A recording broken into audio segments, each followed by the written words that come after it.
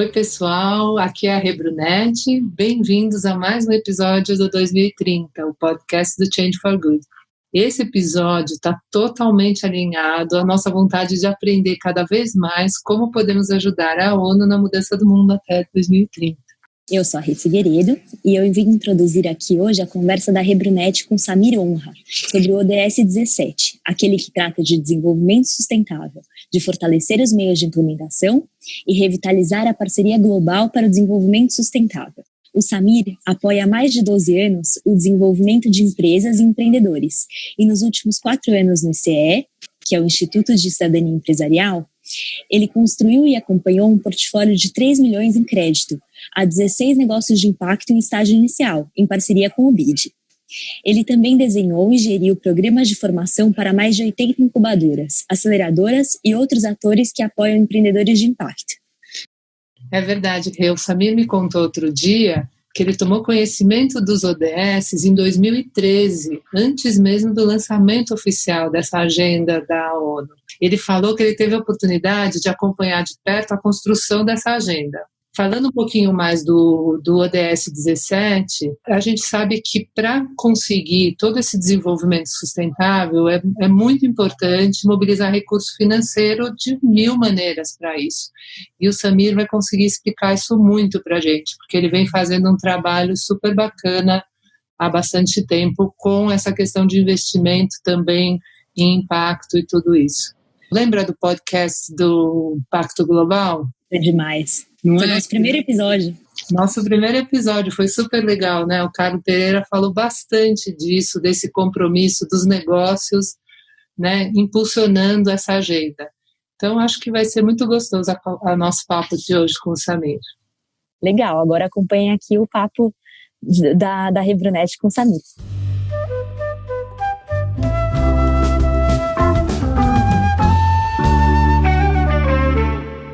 Oi, Samir, bem-vindo a 2030. Muito obrigado por aceitar nosso convite. E a gente queria abrir você contando um pouquinho o que levou você a dedicar seu trabalho, seu tempo ao empreendedorismo e desenvolvimento sustentável. Como é que foi tua vida? Que outras coisas você já fez? Como é que você chegou nesse lugar aí tão especial? Bom, primeiro, obrigado pelo convite. É um prazer estar aqui batendo um papo com vocês sobre os ODS, especificamente o 17. Samir, conta um pouquinho para a gente o que te levou a dedicar seu trabalho nessa direção. Acho que a primeira crise, vamos dizer assim, que eu tive que me levou a pensar sobre que papel que eu queria ter no mundo em termos profissionais foi logo no final da faculdade. Eu fiz Relações Internacionais e na época o curso era ainda bastante novo. Eu me formei em Relações Internacionais em 2008. E naquela época, quem se formava em RI podia fazer um pouco de tudo, mas não tinha nada muito certo. E eu pensei, bom, o que eu quero fazer com essa formação? Eu achei que seria super bacana trabalhar com internacionalização de empresas, era um tema com o qual eu tinha trabalhado na faculdade, e fui trabalhar com isso, ajudando empresas brasileiras a investirem fora, a se internacionalizarem, ajudando investidores estrangeiros a se instalarem no Brasil. E depois de alguns anos trabalhando com isso, eu tinha uma ideia um pouco romântica, assim, de falar, cara, eu vou apoiar essas empresas, elas vão se internacionalizar, vão entrar em mercados mais competitivos, vão demandar mão de obra mais qualificada, investir em educação, investir em inovação aqui no Brasil. E depois de um tempo trabalhando com isso, eu percebi que essa não era a mentalidade da grande maioria das empresas e empresários com quem eu trabalhava. E eu falei, bom, não estou gerando um impacto que eu gostaria de gerar, não estou ajudando a deixar um mundo melhor. E agora o que eu faço? E fui fuçar, fui pesquisar. Na época eu era um grande cético com relação ao conceito de sustentabilidade. Como bom cético, eu fui investigar um pouco mais, fui correr atrás, e uma amiga minha me sugeriu um curso online numa universidade sueca, que foi super bacana, e eu falei, poxa, tem muita coisa séria, tem muita ciência por trás disso, tem um espaço super importante aqui para as empresas atuarem de um jeito diferente. E a partir disso eu fui buscar um mestrado fora, acabei passando num MPA em Desenvolvimento Internacional na Universidade de Columbia, em Nova York, em 2013, E quando eu cheguei lá, eu ouvi falar pela primeira vez em investimento de impacto, em empreendedorismo social. E aí eu falei, é isso que eu queria estar fazendo o tempo inteiro e eu não sabia que existia e que tinha um nome e que tinha gente já trabalhando com isso. Deve ter sido uma sensação deliciosa, né? Nossa, com certeza. Aquele momento eureka, assim. Você sabe que meu trabalho de doutorado, eu fiz sobre empreendedor social da Choca, né? E eu lembro que naquela época, que já faz alguns anos que eu fiz acho que foi em 2013, eu acho, eles estavam também, todos eles se sentiam tão felizes quando eles ganharam o nome de empreendedor social, porque também eles faziam um monte de coisa, só que eles brincavam assim, quando eles tinham que preencher uma ficha, o que eu sou, o que eu faço, não tinha alternativa para eles. Então, quando nasceu esse termo, né, do empreendedorismo social, que na época ainda não se falava em impacto, né, eles se sentiram super completos mesmo, né, assim, integrados, porque acho que é um pouco isso, quando a gente está buscando uma coisa tão diferente, às vezes a gente se sente muito solitário nessa busca, né, então eu imagino aí a sua alegria quando você chegou em Nova York e viu que existia uma praia, né, para acomodar aí os seus sonhos, né? Com certeza. E aí eu direcionei meu mestrado para essa área e desde então estou focado nisso. Me fala uma coisa, você que é assim, um especialista nessa questão de desenvolvimento sustentável, como é que o Brasil já avançou ou falta avançar nessa agenda? O que você vê aqui dessa agenda no Brasil? Nossa, eu acho que essa é uma pergunta difícil de responder por dois motivos. Primeiro, que são muitos temas. Segundo, que o Brasil é muito grande. Eu acho que o Brasil é exemplo para o mundo, ou já foi exemplo para o mundo, em temas super importantes relacionados com o desenvolvimento sustentável. O Brasil tem uma política pública de apoio a microcrédito sensacional, que faz com que populações mais vulneráveis consigam acessar recursos para investir em pequenos negócios. O Brasil tem um programa de desenvolvimento de agricultura super importante, o que a gente investe em ciência para a agricultura aqui, e isso representa avanço não só em termos de produção agrícola para exportação, mas também de produção de alimentos. E nisso a gente é uma referência entre os países em desenvolvimento. Programas como o Bolsa Família são reconhecidos mundialmente, tanto pelo resultado do programa, quanto pela forma como foi feito, coletando muitos dados, tomando muitas decisões baseadas em evidências. Claro que teve muito aprendizado e muito tropeço ao longo do caminho, mas acho que são algumas áreas em que o Brasil já foi exemplo e em alguns casos ainda é. Eu acho que a gente ainda tem muito que melhorar no que diz respeito à preservação de biomas, preservação de biodiversidade. A gente ainda tem muito que melhorar no que diz respeito ao papel do setor privado. Ainda que a gente tenha alguns casos emblemáticos, eu acho que ainda tem muito que se desenvolver, ainda muito que se fazer quando a gente fala da indústria brasileira, por exemplo, ou do setor financeiro brasileiro, né, que eles ainda podem fazer muito mais do que estão fazendo. Só para pegar alguns exemplos. E, Samir, assim, eu vou até puxar um pouquinho de volta, porque assim, você comentou que você estava em Nova York fazendo seu curso lá em 2013, né, quando a ONU está trabalhando na construção dessa agenda 2030. Conta um pouquinho disso, como é que foi estar ali perto, o que você percebeu e até, quem sabe agora, passado alguns anos, o que daquilo você viu de fato acontecendo, né? Porque de repente você pode dar a tua opinião pessoal, né? A gente não tem a pretensão de achar que você vai, né, traçar aqui todos os resultados que a ONU alcançou desde ali, mas enfim, no seu sentimento, como é que você viu tudo aquilo que estava se sonhando ali, passando, né, sendo passado por um planejamento, e hoje que já temos aí 5 anos, já caminhamos 5 anos nessa agenda, tudo bem que ainda faltam 10, talvez os 10 mais difíceis, mas enfim, como é que você viu isso e onde você está hoje, quais são os seus sonhos de amanhã, assim, só para a gente entender aí toda a sua busca. Essa é uma história que eu gosto muito de falar, porque acho que pouquíssima gente sabe como é que funciona o sistema ONU e de onde é que surgem essas agendas. A gente fala a agenda dos ODS da ONU, de onde é que veio isso, quem que é a ONU, aquela coisa, o que come, como se reproduzem, né? antes de entrar na Agenda 2030 e nos Objetivos de Desenvolvimento Sustentável, é legal comentar como é que surgiu a Agenda de Desenvolvimento anterior. Não sei se você lembra dos Objetivos de Desenvolvimento do Milênio, aqueles 8 quadradinhos coloridos que vinham na sacolinha de mercado. Exatamente. Né? Os ODM foram publicados no ano 2000. No ano 2000, o secretário-geral da ONU era o Kofi Annan, e ele começou a arquitetar uma declaração de todos os países membros da ONU de um compromisso com o desenvolvimento global para o próximo milênio. Ele falou, vamos aproveitar esse marco da virada do milênio para conseguir um compromisso de todos os países em terem uma agenda comum para o desenvolvimento.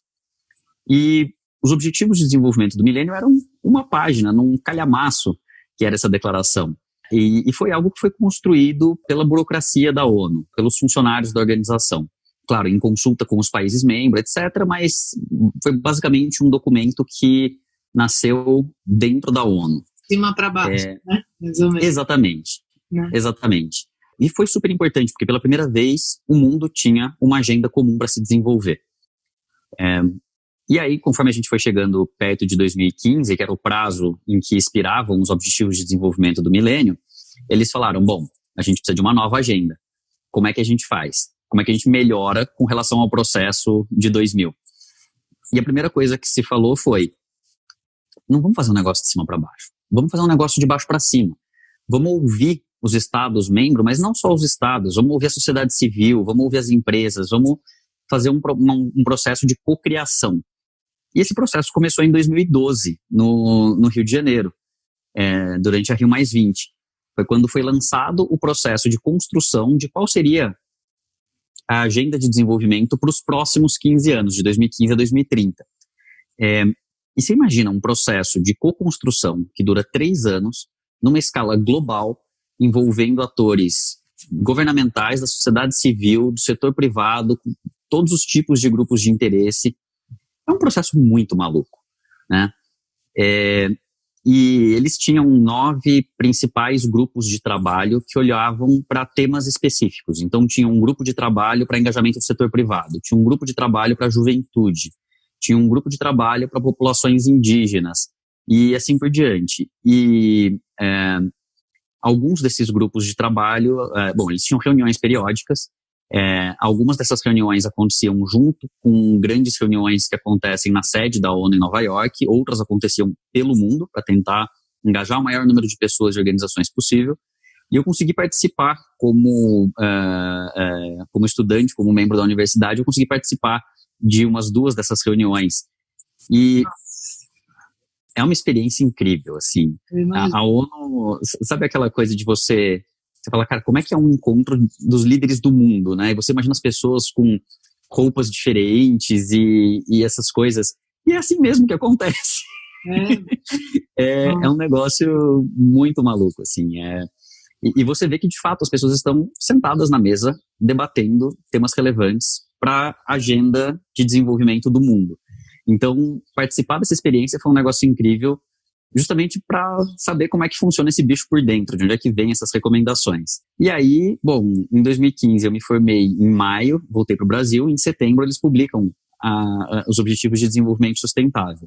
Uhum. Bom, eu tinha passado os últimos 2 anos super imerso nessas discussões. Para mim era algo que foi feito de forma colaborativa, o mundo inteiro sabe que isso está rolando, que incrível. E aí eu vim para o Brasil e comecei a conversar com as pessoas e interagir com o terceiro setor aqui no Brasil. E a maioria das pessoas não tinha nem ideia do que eu estava falando. O que é isso? Nossa. Em 2015 ainda, eles tinham acabado de ser publicados. Então, para mim, acho que o primeiro choque foi, nossa, eles fizeram um processo muito melhor do que em 2000, mas talvez não tenha sido um processo tão inclusivo quanto eu achava que era. Mas, ao mesmo tempo, foi muito bacana ver. Essa foi uma agenda que cresceu muito rápido. Sei lá, 1 ou 2 anos depois, eu lembro de andar no metrô em São Paulo e ter propaganda dos ODS nas televisões do metrô. E eu achei aquilo incrível, porque eu falava, cara, estão falando sobre isso. Se você compara com os Objetivos de Desenvolvimento do Milênio, nos primeiros 5 anos, de 2000 a 2005, não foi feito praticamente nada. A mobilização maior começou a partir de 2006.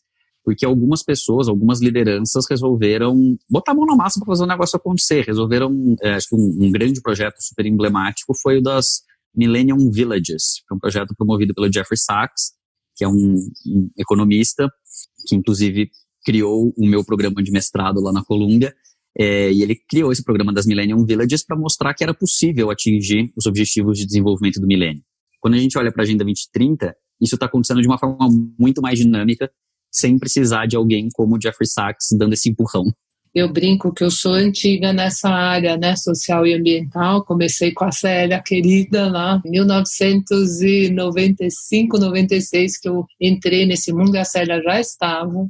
E naquela época, as pessoas mal sabiam o que era uma ONG, entendeu? O terceiro setor era confundido com o setor terciário. Né, assim, tipo, então você fala, nossa, eu sou muito otimista, porque eu falo, olha a diferença hoje, que né, ninguém mais questiona o que significa uma ONG, pode gostar ou não do trabalho que é feito, mas todo mundo sabe o que é, isso ajuda bastante aí na nossa vida, né? Então aí você, depois dessa, imagino que deva ter sido uma experiência incrível, né, de você ir lá e beber na fonte, né, do nascedouro aí dessa agenda. E depois chegar no Brasil, a gente tem aquela acomodação aí, né, de um ambiente que está produzindo um sonho para outros ambientes que ainda nem sequer conhecem esse sonho, mas você entrou e participou bastante da construção, quer dizer, todo o trabalho que você fez lá dentro do ICE, com certeza deve ter alimentado aí a sua esperança de que estamos caminhando, né, nessa direção, né? E o que você está olhando hoje, exatamente? Quando eu comecei a trabalhar no ICE, eu achei um trabalho sensacional, porque para atingir os objetivos de desenvolvimento sustentável, a gente precisa de muitas parcerias, e o ICE é uma organização que trabalha essencialmente com essas parcerias, mobilizando outros atores, então para mim foi fantástico. Eu acho que a gente precisa de muita inovação, como a gente vai atingir esses objetivos. E é aí que entra a coisa toda do investimento de impacto e dos negócios de impacto, porque eu acho que isso consegue destravar muito recurso para a gente atingir os objetivos de desenvolvimento sustentável. O ICE é o Instituto Cidadania Empresarial, é uma organização que surgiu em 99 para mobilizar lideranças, principalmente do setor privado, para trazer inovação para o campo social no Brasil. E o que é inovador muda com o tempo, então o ICE também vai mudando de agenda e desde 2012 atua com a promoção do ecossistema de investimentos e negócios de impacto. Eu trabalhei no ICE de abril de 2016 até setembro de 2020, saí recentemente e foi uma experiência incrível trabalhar lá, por ser uma organização que trabalha com parcerias, que eu acho que é fundamental, e pelo tema, pela agenda de investimentos e negócios de impacto, porque essa agenda tem um potencial enorme de trazer inovação para a forma como a gente busca atingir esses objetivos e trazer muito recurso para essa agenda, que hoje não está disponível por diferentes motivos.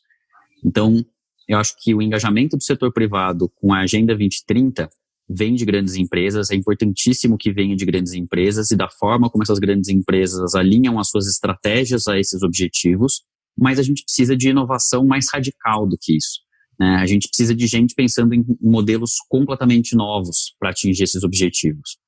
E aí entram os negócios de impacto, e aí entra o investimento de impacto. A gente tem uma lacuna de investimento de 2,5 trilhões de dólares por ano para atingir os ODS. A gente já está acumulando esse prejuízo há 5 anos. Você olha para o mercado de venture capital, de private equity, o mercado que investe em startups, esse é um mercado que tem, dados do final do ano passado, 6,5 tri de dólares em ativos sob gestão. Por que a gente não está aproveitando esse dinheiro para atingir esses objetivos? A gente está, mas ainda é uma parcela muito pequena. O mercado de investimento de impacto no mundo hoje está em 715 bilhões de dólares, ou seja, está uma ordem de grandeza abaixo do que a gente precisa. Então, quando eu olho para o futuro, o que eu vejo é uma mudança que já está acontecendo e que precisa ser acelerada na forma como investidores alocam os seus recursos, na forma como os empreendedores empreendem e na forma como todo mundo que está no meio do caminho pensa em negócio. Seja setor financeiro, sejam incubadoras, aceleradoras, grandes empresas, universidades que estão ensinando esse pessoal, né, os gestores de amanhã, os empreendedores de amanhã, os investidores também. Então, eu acho que a gente precisa acelerar essa mudança que já vem acontecendo para que mais recurso seja destinado a isso, tanto recurso financeiro quanto tecnologia, inteligência, estratégia, criatividade, tudo isso precisa ser mobilizado para atingir essa Agenda 2030. E a gente sabe que se tem uma coisa que o ser humano sabe fazer é empreender. E que a empresa ou o negócio é uma forma fantástica de organizar pessoas e recursos para gerar alguma coisa. Então, por que não usar isso para gerar benefício para todo mundo? E não só para gerar dinheiro para os investidores? Com certeza. Samir, você comentou também que você saiu agora do CE, enfim, quer dizer, e graças a Deus não saiu do tema, né? Porque só justamente ao contrário, você até saiu do dia a dia, né, de trabalho no CE para poder se dedicar aí para um estudo. Conta um pouquinho o que é que você está indo pesquisar aí profundamente. Eu gosto muito da academia, gosto muito de estudar. Estou enveredando por esse caminho mais uma vez. A minha ideia é entrar para a academia, fazer um mestrado acadêmico, depois um doutorado, olhando para esse tema de investimentos de impacto. A princípio, o que eu gostaria de entender é justamente qual é a chavinha que virou nos investidores de impacto que ainda não virou nos outros. Então, o que esses investidores valorizam quando eles estão alocando os seus recursos que é diferente? Hoje em dia, a gente sabe que são muito poucos os investidores que têm todo o seu portfólio alocado para impacto. No Brasil, menos ainda. Então, como é que essas duas lógicas convivem? A lógica do investimento de impacto e a lógica do investimento tradicional. Isso é o que eu quero pesquisar agora. Talvez, quando eu começar a estudar de fato, isso mude, porque venham outros estímulos, etc.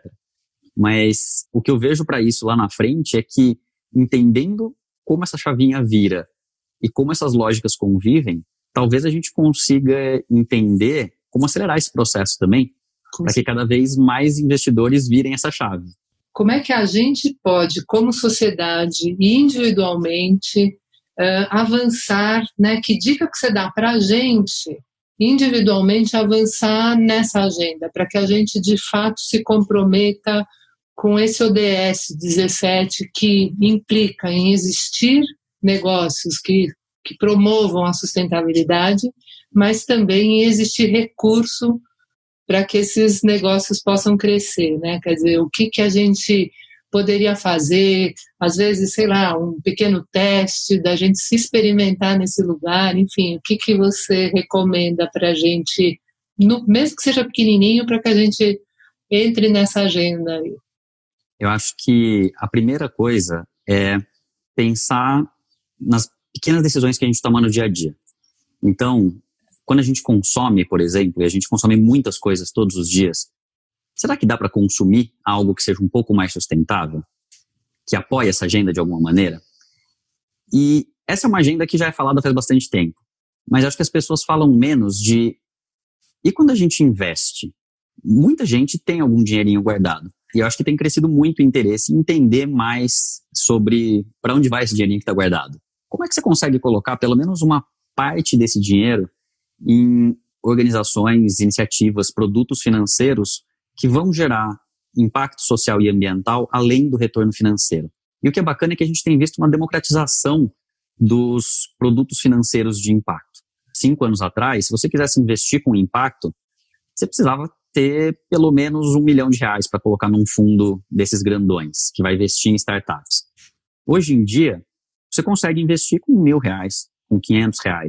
Por quê? Porque tem plataformas de crowdlending e de crowd equity que permitem que você faça isso.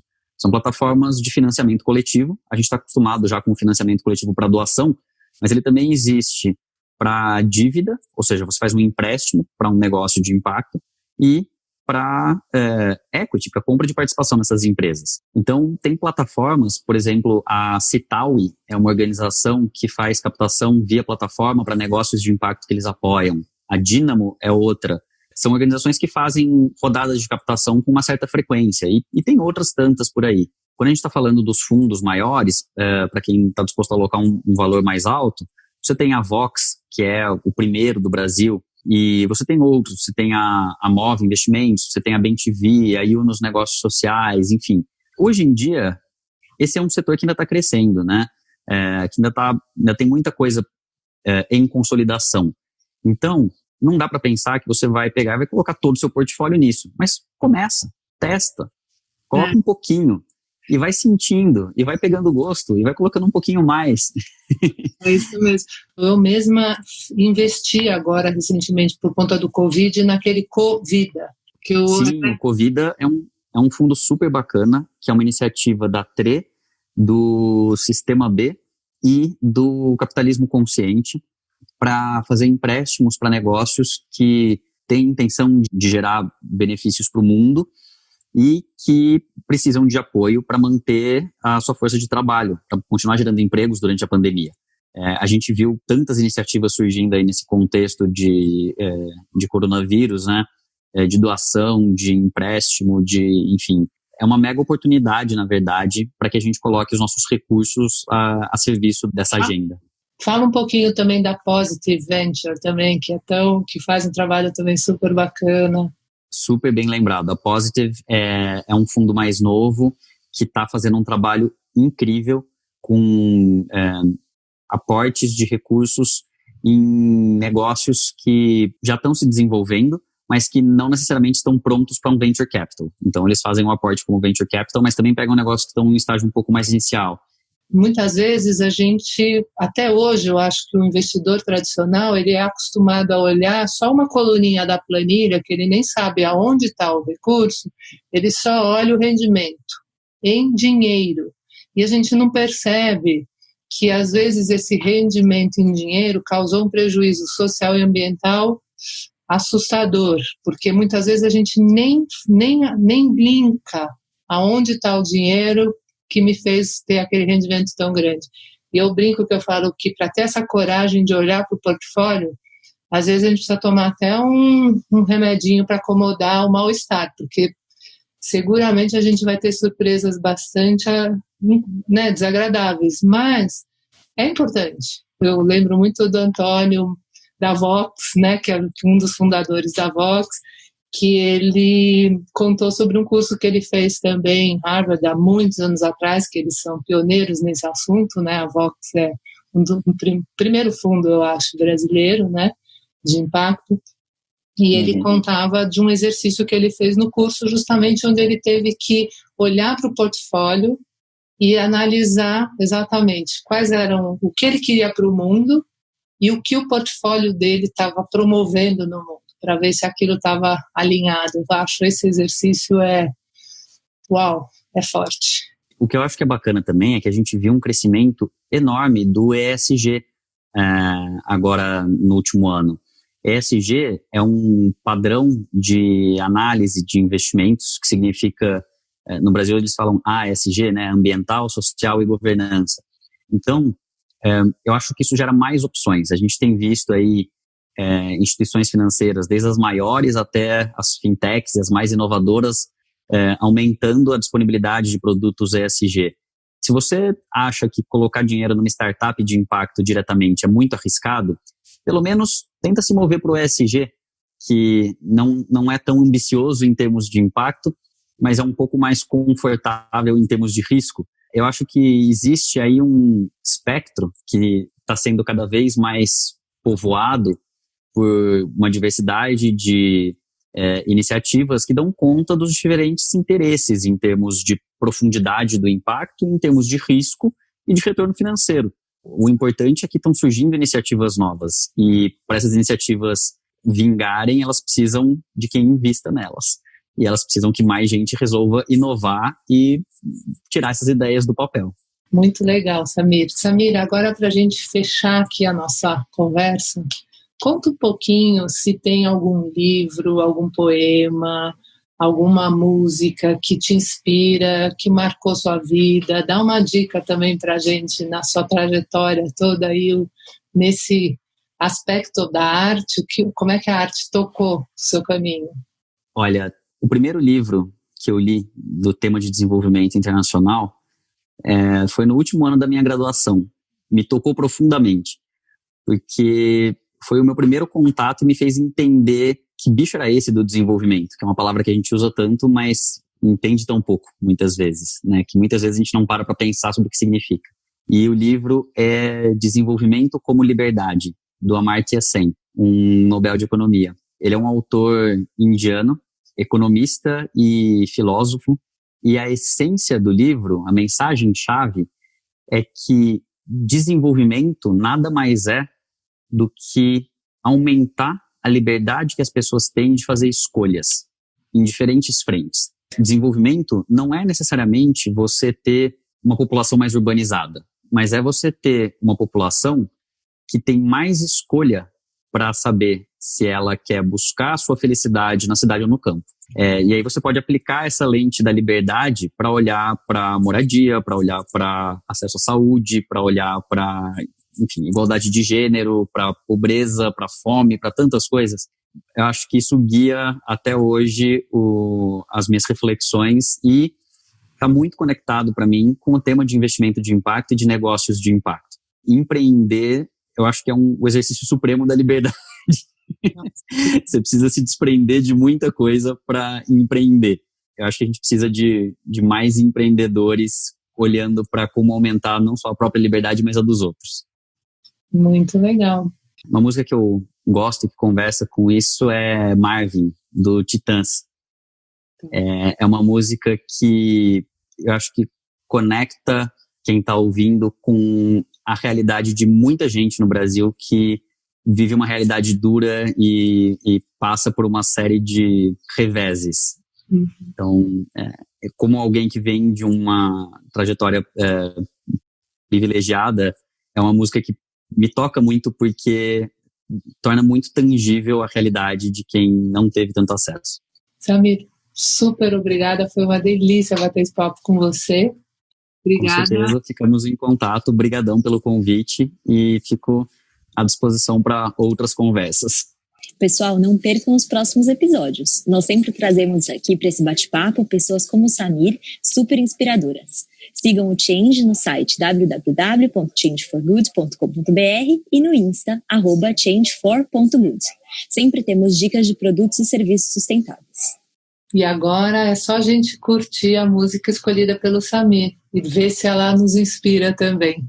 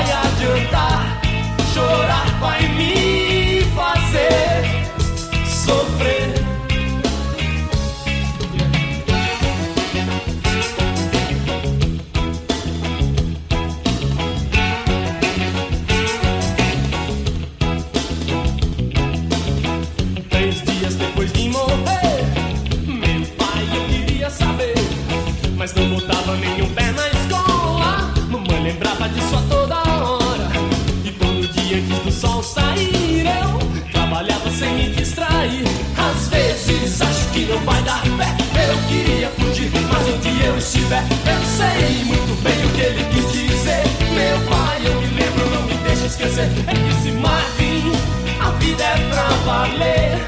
Eu fiz o meu melhor e o seu destino eu sei de cor. E então um dia uma forte chuva veio e acabou com o trabalho de um ano inteiro. E aos 13 anos de idade eu sentia todo o peso do mundo em minhas costas. Eu queria jogar, mas perdi a aposta. Yeah! E trabalhava feito um burro nos campos. Só via carne se roubasse um frango. Meu pai cuidava de toda a família. Sem perceber seguia a mesma trilha. E toda noite minha mãe orava a Deus em nome da fome que eu roubava. 10 anos passaram, cresceram meus irmãos e os anjos levaram minha mãe pelas mãos. Chorei, meu pai disse boa sorte, com a mão no meu ombro em seu leito de morte. Disse Marvin, agora é só você e não vai adiantar chorar, vai me